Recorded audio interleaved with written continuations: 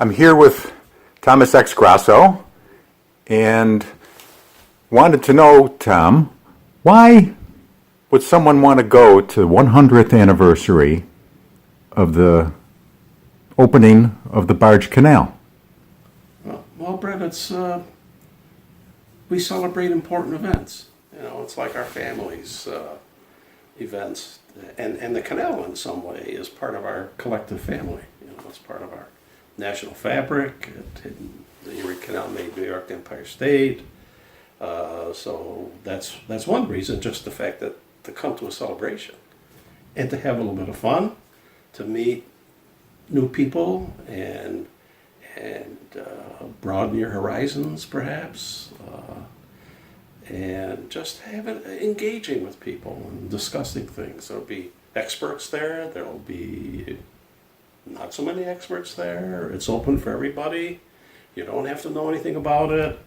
You'll still get something of value out of it, and you'll meet a lot of nice people, and that'll be really good. It really will be. Mm-hmm. So what's going to be happening to celebrate this centennial?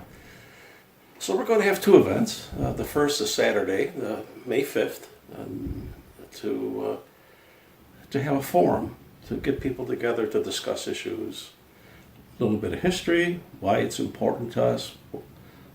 What would happen if it went away? Would that be a big thing? Would that be not such a big thing? What would happen to our quality of life? What will be the future? How do we guarantee the future?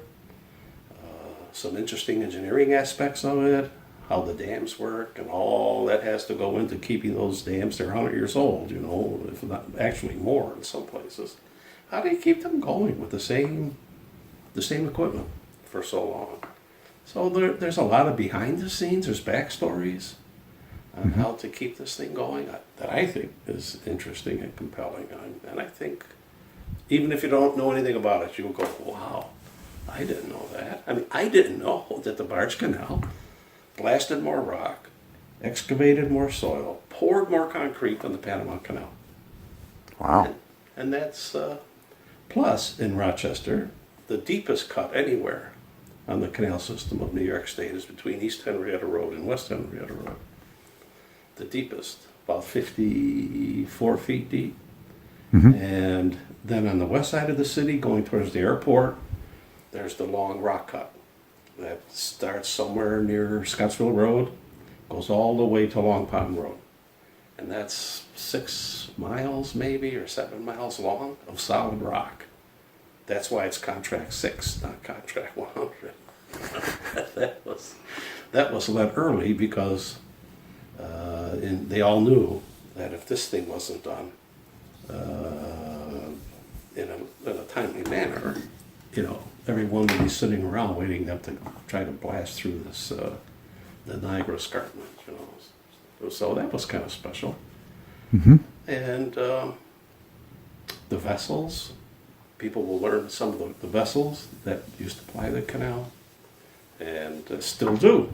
So it's a huge economic engine. People don't realize. They always say, well, the Erie did, you know, at one time do this, and the Erie did that, and it was. No, it isn't. It's is. It's in the present. It's huge. Think of Shane Place in Pittsford, Fairport, and Brockport, and Spencerport. And if the canal went away, disaster, big time. Big hole. So you mentioned the two events. There's another. So the one on the 5th. Correct. When's the other?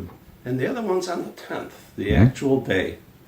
On the morning of May the 10th, 1918, state engineers, contractors, and some Rochester officials gathered on the east bank of the Genesee. They had constructed the new canal going around the city that once used to bisect the city, but now Teddy Roosevelt's ditch is going around the city, an end run, with a connection through the Genesee River to Cornhill Landing and so forth. And so they gathered, and the chief engineer with his shovel dug a little trench across an earth dam that separated the completed canal from the Genesee. And there was a cascade of water. We want to recreate that on the 10th at Genesee Valley Park at the guard lock just west of Kendrick Road. And it's amazing. If you've never seen it, it really is something. You know, when that gate creaks and groans and shakes and comes up and whoosh, this rush of water, just like when Frank Williams did it 100 years ago. Hell, and we're going to use a Frank Williams shovel, which he was the chief engineer that opened the canal. So it's the first filling. There ought to be some pretty, that would be really neat. But even neater than that, since this is Teddy Roosevelt's ditch, we're going to resurrect Teddy Roosevelt. So we're going to dig him up and get him here. And he'll answer questions, say a few words. You might be able to engage Teddy Roosevelt, meet him, shake his hand, and get your picture taken. It'll be fun. You know, why not? So why didn't we do that on a Saturday? Could be a question. Why do it on a Thursday morning? That was the day it happened, you know. So you have to honor that, I think. Terrific. Well, I'm looking forward to being there. Well, good. I'm sure a fine time will be had by all. That's true. And then after that, after the festivities of creating the first tidal wave going down the canal, there'll be a bus tour, which one has to register for because you have to pay for the bus and lunch. And we're going to have a guidebook printed. And that'll be again right after the festivities. We'll go to Court Street Dam because the Court Street Dam is seemingly an innocuous. You walk the dinosaur barbecue and there it is. You know, it looks like a little thing. You know, there may be some waters going over it, maybe not. I mean, it doesn't look very, you know, but it controls everything in Western New York, from Lockport all the way to Edgewood and Lock 33 at Edgewood by the Jewish Community Center. That Court Street Dam controls it. Wow. And so that's crucial. That's huge. That one dam controls the water level for that whole length. That's correct. Wow. Probably 70 miles or so, maybe a little bit more. And it's amazing. But you walk by and it looks like, you know, this green thing is sitting there, you know. And, you know, it's not as grandiose as Grand Coulee Dam or anything, but it's a fact. I mean, the effect is much greater than, you know, what it may look like. You know, it looks like a little structure. I guess what I'm trying to say. It's small in appearance, but it's huge, and it's a fact.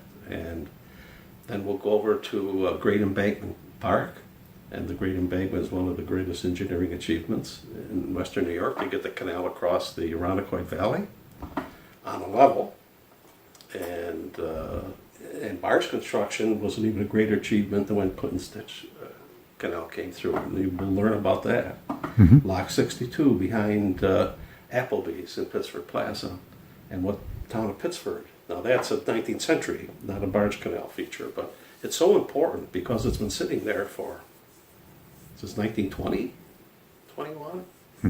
And people are trying to come up with ideas what to do with. Well, the town of Pittsford is really taking an active interest, and that's going to become a wonderful park in the near future, a sustainable one. You know, not a flash in the pan. That's something that's going to happen, and then 2 years later it's all overgrown again. You know, and that'll be spectacular. Fairport, Bushnell's Basin. So we've got some interesting things to show people, and you get to be led by me. What could be better? That's got to be worth more than $60 a head, I think. I can't imagine.